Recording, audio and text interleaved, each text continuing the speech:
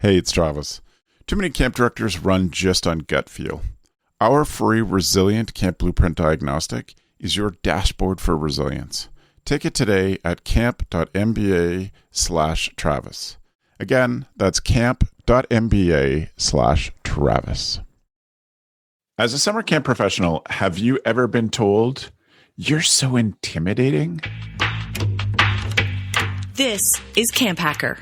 Come find our show notes and our blog for camp directors and leaders at camphacker.tv.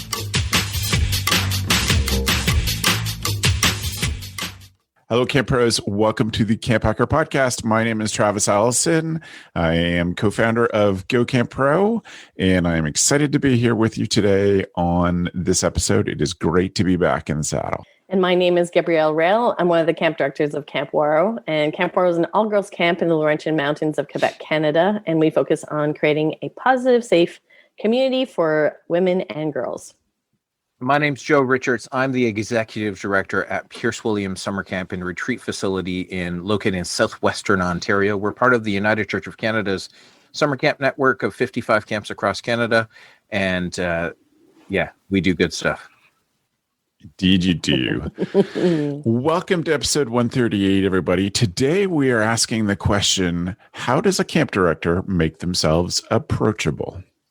Before we dive into the topic, I want to remind you that your reviews of the show are incredibly important. So if you've ever got something out of a CampHacker show, something that you've used in your own staff training or marketing, or even just your own philosophy as a camp leader, we'd be so grateful if you took a chance and just a couple of minutes and rated us. If you go to ratethispodcast.com/camp, you can find a couple places where you can leave us ratings and reviews. And then we'd be so grateful if you did. So today we want to talk about how you make yourself approachable. I certainly know from my own experience, it took me at least a summer of being a camp director before I began to develop some intention around this, that I would be really specific. Certainly my very first summer as a camp director was so incredibly stressful. I think I had my uber stress face on all summer.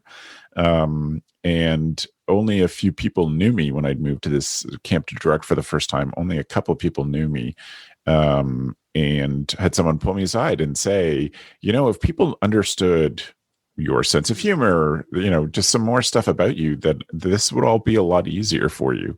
And I took that to heart, and it certainly changed the way I think our summer ended that very first summer. And so I've been so grateful for that. And so we thought today we'd spend a little bit of time on this, think about what are some intentional things that you can do to make yourself approachable because of your position. Even if you're not a director, if you're a year-round leader or you're a seasonal program staff member, your position in its own makes you intimidating. But what are some things that you can do to make yourself approachable? And Gab, I wonder for you, what things you do intentionally to help people not feel scared of you. I think, as you mentioned, Travis, one of the things I learned from you is acknowledging your power dynamic. And that's something I learned from you way before I ever even heard the language power dynamic. I didn't know what that actually meant. And I remember you telling me that it was important for you to acknowledge to your staff that, you're a tall man, you're a man, you're in a position of power. All of these things add up to your power dynamic. And I started using that personally also in acknowledging to my staff that there is a power dynamic and that I need to learn to gain their trust every year. And that's okay. That's part of my job. And that's my internal monologue that I have to myself before I start camp every summer, is to remember that these 17-year-olds that are coming in, they were CITs or campers with you. They're seeing you in a different light. They want to impress you. And so I remind myself that they're bunnies. They're just starting out. And then the same with my leadership team members, those first ones that are coming in. One of the first things I tell them is, this summer, you're going to see me cry like a couple of times for sure. And their faces, their eyes go really big, being like, oh, is she joking? And one of the older leadership team members like, oh yeah, Gab cries. She's a crier. And I really am. I just do it obviously in private or in front of leadership team. But first would be acknowledging that there is a power dynamic. And I really had to do almost the opposite when I started off as a leadership team member, I'm 5 foot and a bit, and I don't have a huge presence, and I'm love smiling, and so taking me seriously wasn't something that came naturally maybe to some staff members, and I had to sort of assert a little bit not my authority but my confidence. But then I realized almost a year or two after that, I really had to start adjusting, because it took no time at all for younger staff members to not feel like they could come and talk to me. So being vulnerable and explaining, I'm here to listen. But yeah, it's first is acknowledging it to your staff that there is a power dynamic. What do you think, Joe? I think that it depends. So making yourself approachable, there are some really specific ways that I've done it over years, because like Travis, I am a tall, large man. And one of the ways I have figured out with campers and with staff is what I choose to lead in front of campers and staff.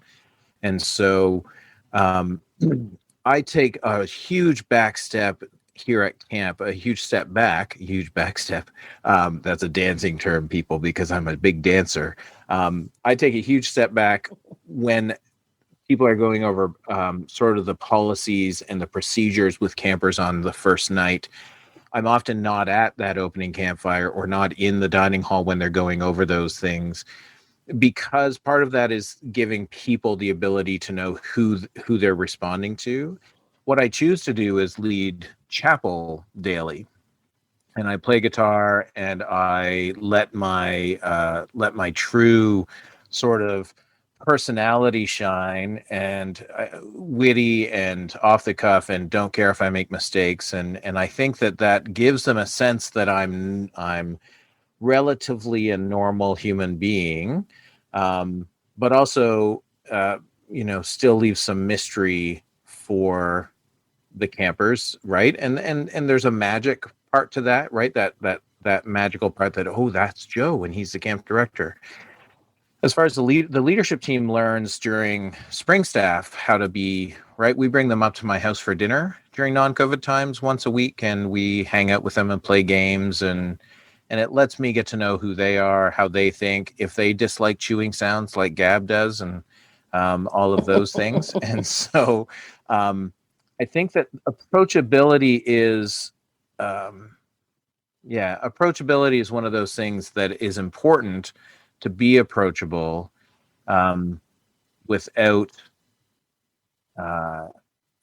taking somebody else's responsibility. Meaning that if a leadership team member has a problem here at Pierce Williams, they should know the chain that they're following, and unless it's directly about our camp director, all of their concerns should go through the camp director. And so there is that idea where you can be too approachable. I am not too approachable. I don't think I hit those buttons. But Travis, you and Beth have spent a couple of years at Buckeye with me, seeing me there. And this is one of the places where my staff, when they see me at Buckeye, and I was on the committee at the Buckeye Leadership Workshop for years, on the bus, on the ride back, they'll be like, we didn't know that you were like that. You could be like that for days in a row. And I was like, well, yeah, because I'm not in charge of anything. Mm-hmm. Yeah. And I think that you make a good point, Joe. I think that there's approachable for campers and then approachable for staff, and it's kind of two different strategies.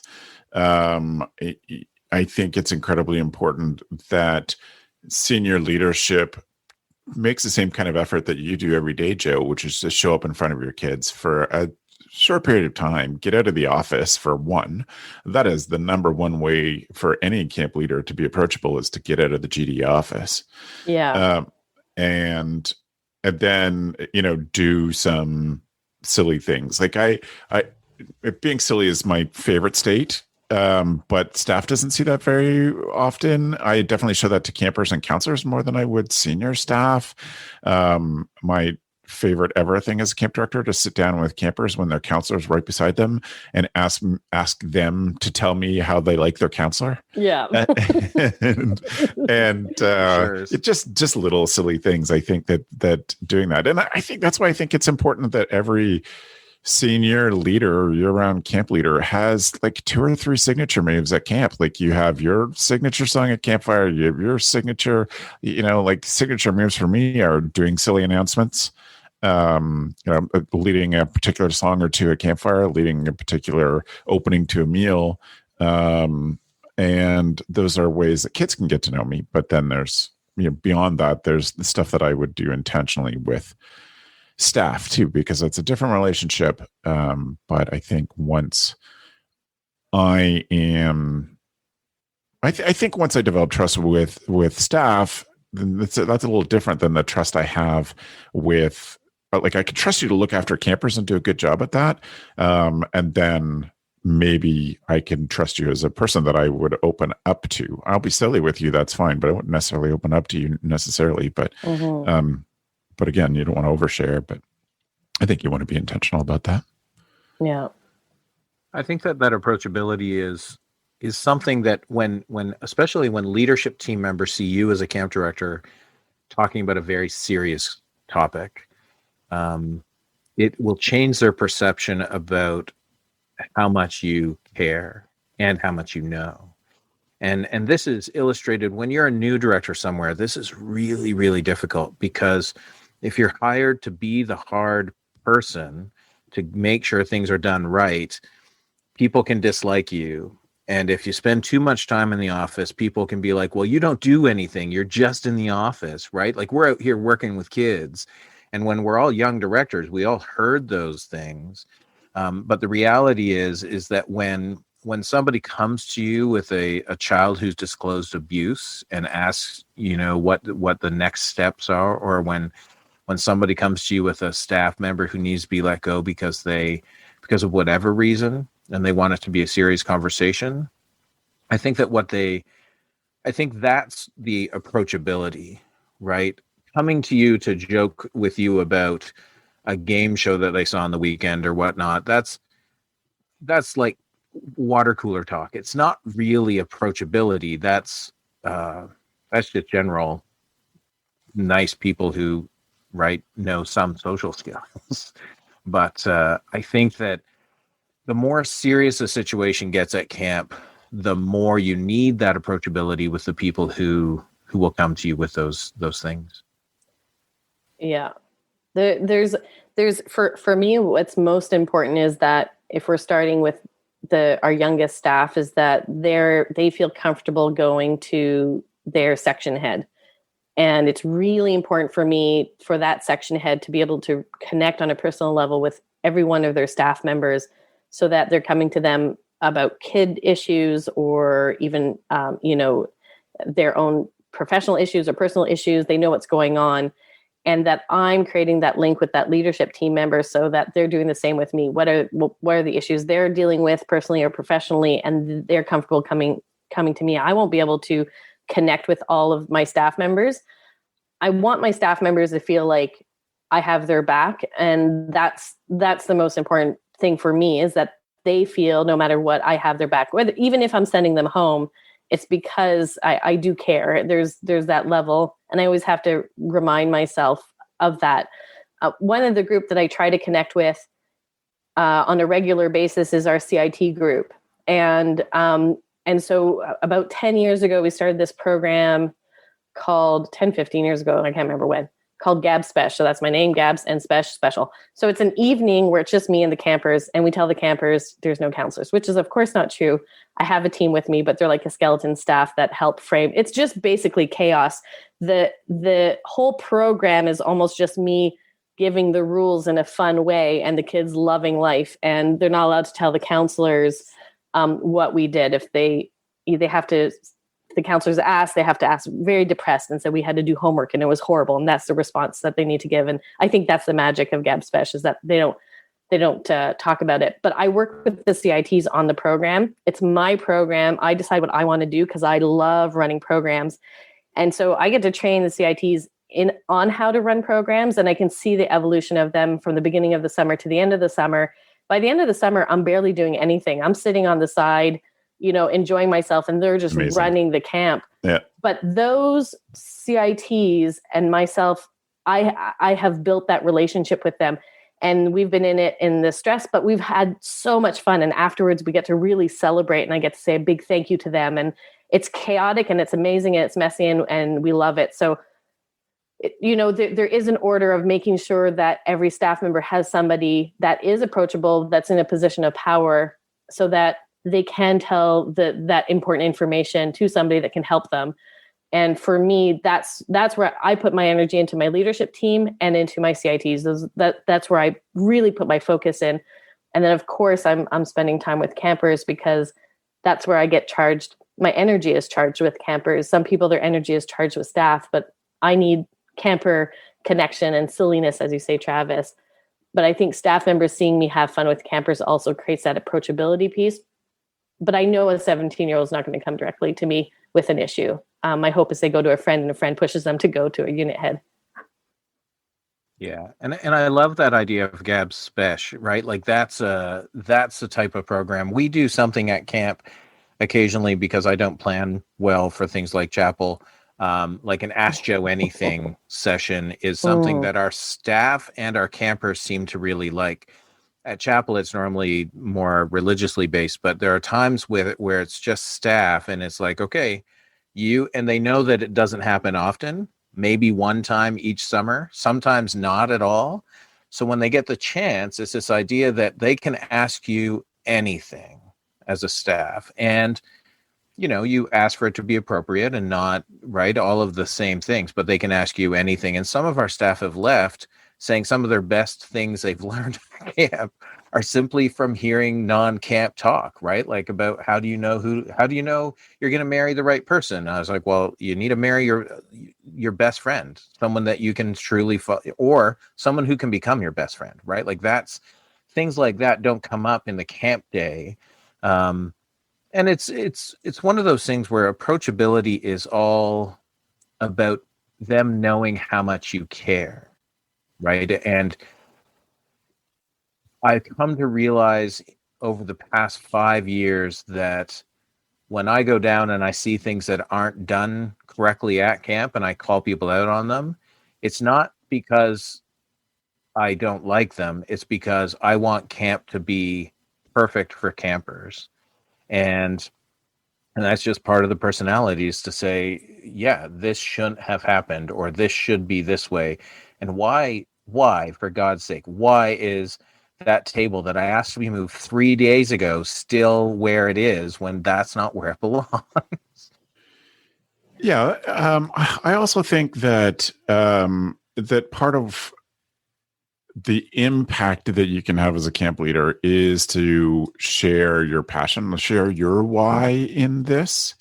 And I think that, that's really important, that why you care so much about camp, that, that certain things can drive you crazy just because you are so focused on what matters and how you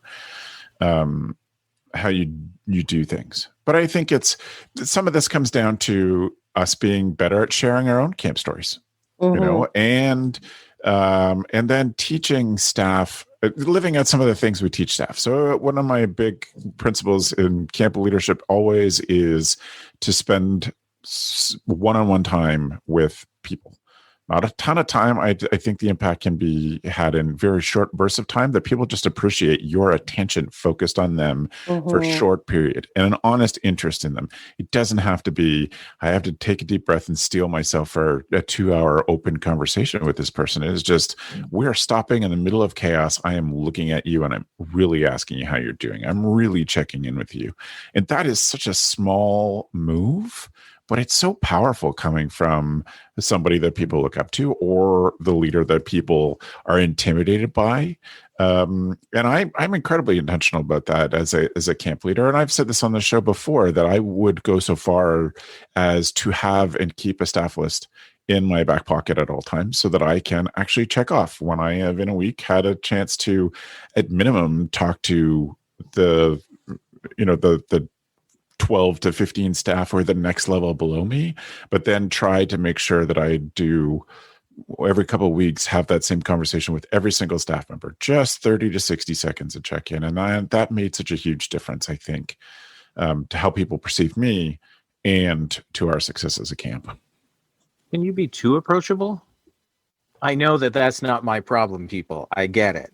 But my question comes from current young camp professionals who want to make it right for everybody, right? So they're so approachable that they want that problem that should probably go up a chain so that it doesn't take up all of your time. They want to be filled in. Oh, so you had a conversation with Becky, let me know. Whereas at my stage, I'm just like, everything with Becky's fine. We're working through it. Great.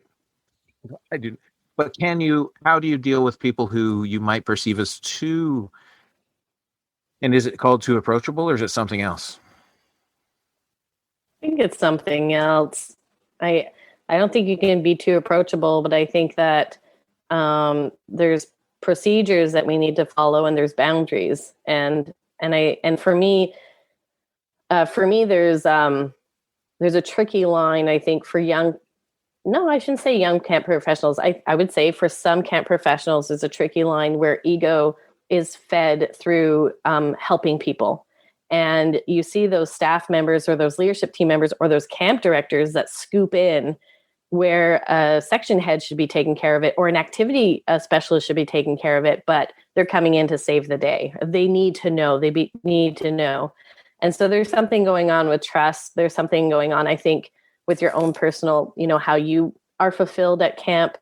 But you're robbing, I think when you're at the higher ups, you're robbing those middle management individuals of dealing with issues. And if somebody's coming to you and they're 18 years old and you say, thank you so much, let's go to the section head and let's talk. Obviously we want to verify. Yes. Just walk with them to the person. Let's go do. You're not brushing them off. You're just.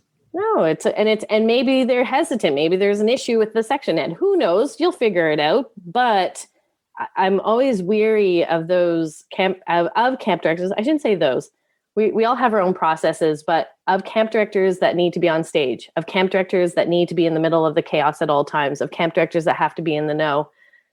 We're taking away opportunities from our middle management and from our up and coming leaders to be on stage to problem solve. And sure, they can fill you in, and then that gives you an opportunity to say, "Good job! I respect the way you dealt with that." But then we're starting to trickle into micromanagement and why do you need to micromanage? There's a whole avalanche of things that happen, but I don't think anybody can be too approachable. I think especially as you get older and higher up, you can never be too approachable. And when they approach you, and maybe you're not the right person to be approached, then you can guide them to somebody else. But if you can't turn staff members away, I had a camp director that said that they couldn't get any work done because staff just kept coming into their office all the time and complaining about stuff. And they're saying, kids these days, which is something I really dislike hearing. And I was well, no, that's not kids these days. You're not creating boundaries. And I think that's it. I think that it's boundaries are best, right? Yeah. And people like that don't know how, just haven't been taught that, right? Even those people who need to feel loved and feel, get their energy from being in front of people, you need to understand where your boundaries are for those things, and to help your staff understand approachable doesn't mean 24/7, right? There's different ways to look at it. So interesting. Mm-hmm. Well, that's not Yeah, approachable doesn't mean that you're available all the time, doesn't mean that you stop everything that you're doing. Approachable means that I see you, I hear you, I'm here for you, but I also have a role to play. So I'm going to make sure you're going to get the attention you need at the right time of the day or through the right person. But that's also caring, because you want them to build strong relationships with middle management. Yes. It's about care, really. Totally.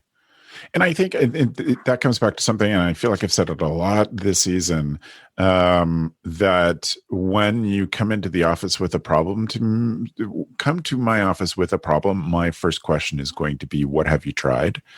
And if I'm not the right person for that, and I'm, guarding my boundaries and supporting the middle management staff that I'm training to be good at this, et cetera, one of my questions will be, did you talk to your supervisor, whatever the label for that person is, before they came to me?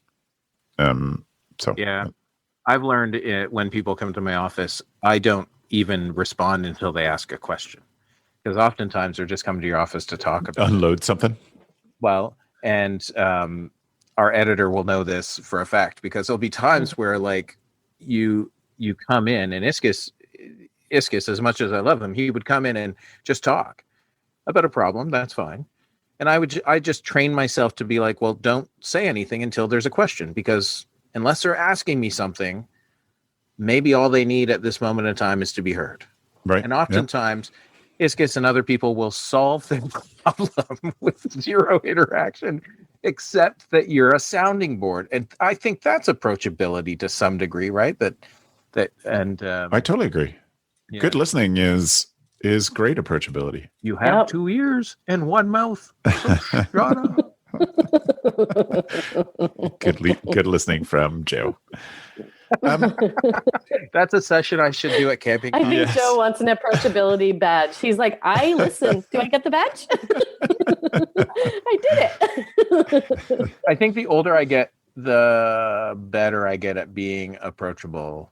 Mm-hmm. I think that when you're a young camp director who is hired a lot of times to fix problems, approachability is not your first concern, especially when those problems are to deal with issues that aren't so much the staff, or you're just not going to solve the staff and culture issues in one summer, right? So, right. So, Gab, what are things that you want your staff to know about you? I've said this a lot of times. Like, obviously, my learning difference. I talk about that because that's an important piece. Because it gives context. Another important part is how it works as working with my mother, who's the other camp director, and where does feedback go? How does that work? What does it look like? And I provide examples of when I've given Jackie feedback because staff have come to me, and vice versa. I also make sure shamelessly, in social evenings when it's just staff and leadership team, I make sure that one of them drops a story about how once they were scared to come talk to me, but then they did, and then how things were so wonderful afterwards. And I just ask them to do so, and they do it because it helped. The people are like, really? It worked out? I was like, yes. So those type of things. I think the piece that that confuses leadership team members that I've gotten feedback on fairly often in my personal life as well, is that I seem very, very open, and I seem, that I share a lot, but I'm actually quite guarded. And so what I've received as feedback in the past is that my leadership team members don't know how I feel about them. Even if I feel like I am sharing how proud I am or how much I admire the work that they do, for whatever reason, there's sort of a little bit of a block, and maybe that's a little bit me, and maybe that's a little bit them. And so now I'm starting to tell people that when I'm genuinely saying that I enjoy what you did, I truly mean it. And I know my personality seems to confuse some of that sincerity. So that's something I'm working on, but it's also something I'm transparent about with especially my leadership team. And Gab, is there something that you show people when you're comfortable with you? When I'm comfortable, I think, I don't know. See, probably this is what some of them are talking about. It takes a lot for my guard to come down. So I think that I'm guarded. And I think part of it is also, to be honest, is growing up at summer camp. You have a lot of, when you're the camp director's kids, a lot of people are looking at you all the time. And I think I sort of created a little bit of a force field, but we would have to bring in some of my leadership team members to say, this is what Gab is like when she is actually relaxed. Yeah. That's fair. How about you, Joe? What is stuff that you want them to know about you? I think most importantly, I want my camp staff to know how much I love camp and how much of an effect camp has had on me. Yes. Right. If you know that I come from everything I do and say from a place of a place of deep passion for what I do, then everything else can be either excused or you can, right? You can, it's easier for them to understand where I'm coming from. I love keeping things from staff because we have all lived, the three of us for sure have lived full lives. And so there's all of these extra things that you just can't tell somebody everything about you, right? And as the three of us are speakers at conferences, there's no way that a bio will cover everything about you. And so there are times when somebody's like, oh, you were a video DJ? Like a staff member will say that to someone else. Oh, Joe was a video DJ in the 90s. And they'll be like, you were a what? I was like, yeah, I was a video DJ. What's a video DJ? Well, yeah, that's there used to be. Do you know what Much Music or MTV is? No. Okay, great. Imagine two 24-foot screens. Right. Or the fact that like it's all those small things, and I don't share those immediately. We have gotten in the habit of, for staff training, doing something maker based is what we would call it now in 2020 terms, something maker based on the first night that all the staff get together during our weekend training. So making a stuffed animal or learning how to basket weave, or because it's a skill, and I often teach that because it's a skill that I can teach, and they see you the first night before you've done anything else as a teacher, as someone who is sort of guiding you through things. And that's the way I see myself as a camp director, more of a guide and a teacher than as someone who's going to answer all of your questions. And so I guess there are times where I want them to know, and oftentimes our staff do learn that I was the fat kid at camp. I was picked on, I was bullied, and I have a long history of camp friends that I grew up at camp with, who, when we talked when we were young staff members, that we didn't have the most amazing camp experience. We wanted to be camp people so that kids could have a better experience. Nice. Right? So, but sometimes those not so good experiences actually end up leading to the moments that get you to where you are. Yeah, of course. So someone's saying, one camp adult saying something to you that changes all of that bad into that 5 minutes of good. And then that will, right? Like I had October Our New is one of mine, right? When I was being picked on. And then there was my counselor when I was an older camper, I punched another kid in the face in my final year as a camper.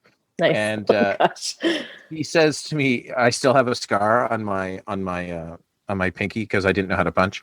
And my counselor says to me, he's like, I should be really mad, but like that was awesome. People often say hit, like the other kid, he goes, people always say hit me and nobody just does it. And you were just like, okay. Right? The other kid's like, hit me. I was like, oh, okay, great. So it's those little things that you may or may not share. Like that story, you probably don't share with your camp staff. But then part of approachability is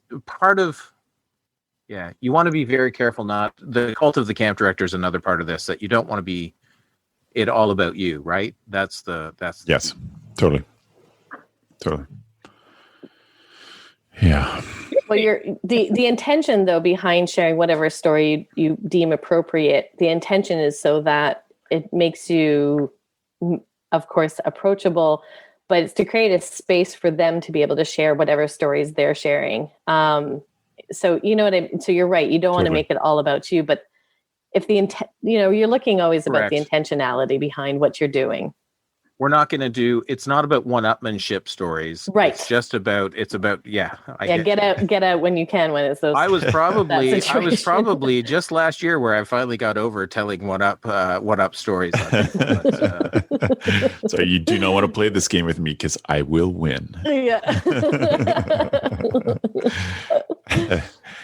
Yeah. I think for me, the things that people say, when I've said this already, so I won't spend a lot of time on it. I think that when I'm comfortable around people, or when I'm sort of purposely trying to show a bit of myself, is certainly my silly side, which I know both of you know really well, but a lot of staff wouldn't know that about me.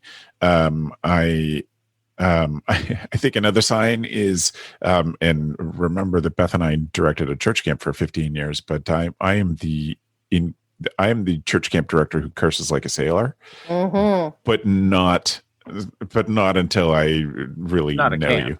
Yeah. Although I will say the only thing that will make me curse in front of children is when they sneak up on me and present a snake in my face, and then I will drop some words on those children. And I cannot tell you how many times that has happened.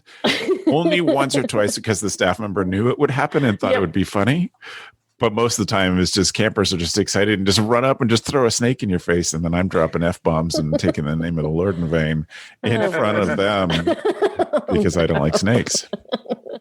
But there you go. We all have our limits.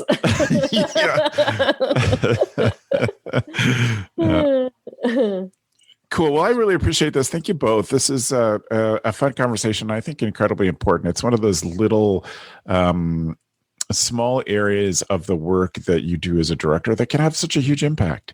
Being conscious of this, being conscious of the power dynamics that you hold over people, not just your title, and then how people knowing you as a human being instead of a title makes you better, because you can show off that you're not infallible, so therefore fallible, and just some of the human things about you. And I think it's just makes your life as a camp director more fun too. You get to enjoy it a lot more too when it works out that way. So thank you both. So then I think we move on to our tool of the week. Tool of the week.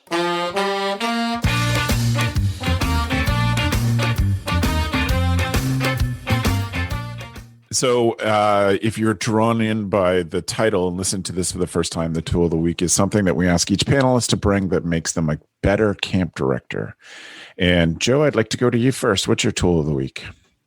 That's awesome. My tool this week is an article online called 50 Bits of Wisdom from Someone Who Just Turned 50. And a lot of these things have come up in our conversation today. I'm just going to read 2 or 3 of them. It's a easy to read article, easy to bookmark and keep. But number 10 is boundaries are the best. The sooner you learn how to set and hold them, the better. We talked about that.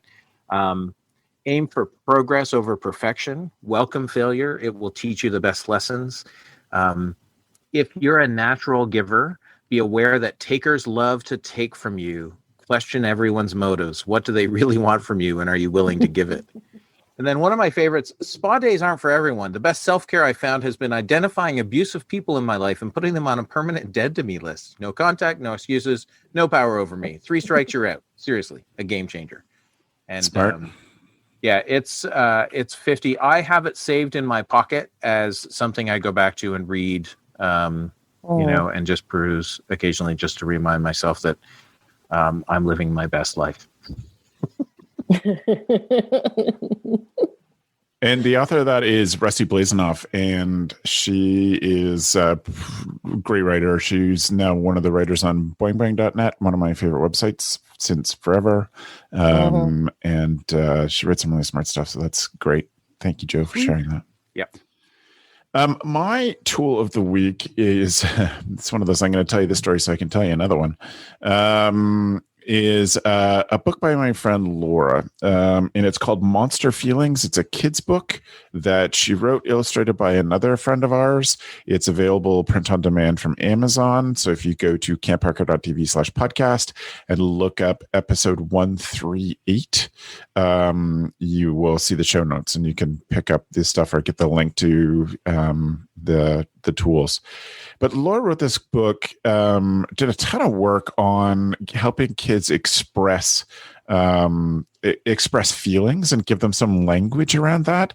And it's written for her toddler, it's like at her toddler's age. But it's one of those things that I think would be great to give every first year counselor or an LIT graduation thing. It'd be great for camp to have in their library, and it just gives us so many interesting things. And Laura's a great poet, so it's all written in rhyme, and it's really, really great. So Monster Feelings by Laura Tyson, illustrated by Michael E. Smith, who's another friend of ours. Michael has this book that is my, tack on tool of the week. It's called Eyes. If you're seeing this, if you're listening to this and holding it up on. Oh, that looks really cool. And it is a book written for young children, and it just has an animal and their eyes. And I buy these. I usually buy half a dozen at a time because there's always friends and camp alumni, et cetera, who have kids. And this is the book we always send them because this is a book that fascinates kids. So our grandson Bear, who's only 7 months old, this is his favorite book. He just spends so much time with it. And so it's a bunch of different animals with their name and an illustration of them. And we always keeps them on hand. It's our go-to gift. Sorry, is that too fast? I love that. It's our go-to gift for people when they have babies. My wife is very afraid of big eyes, so that whole book would be like terror to Jen. Like when I do big eyes, she can't look at my face. So I think I'm going to give that this Christmas. Well, there you go. In the show notes, Joe, you can go to the show notes and buy a copy of Michael's book. But it's a really great one. So Laura's book, Monster Feelings, is my real tool, but I wanted to also share about Michael's book. It's so fun. Gab, what's your tool? My tool's from a company called Hero 911. And so I don't know why I had a hard time saying 911. It's a fairly easy number to remember. So it's basically a full car emergency kit. So you have a fire extinguisher, emergency lights that you can put up, and this safety device that's looks like a USB charger, but it also, you can crack a window from the inside of your car and also cut off your safety belt really quickly. And I got this given, like a good father. My father bought one for all of his children and his wife. All of our cars have this, but it's a small, tiny kit.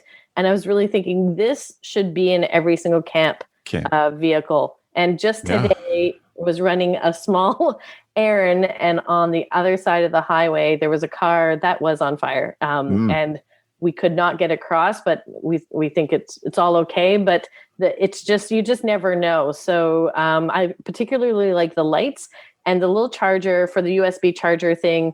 What's great about it too is when it's unplugged, it's already has energy in it, so you can charge a phone if your car's dead.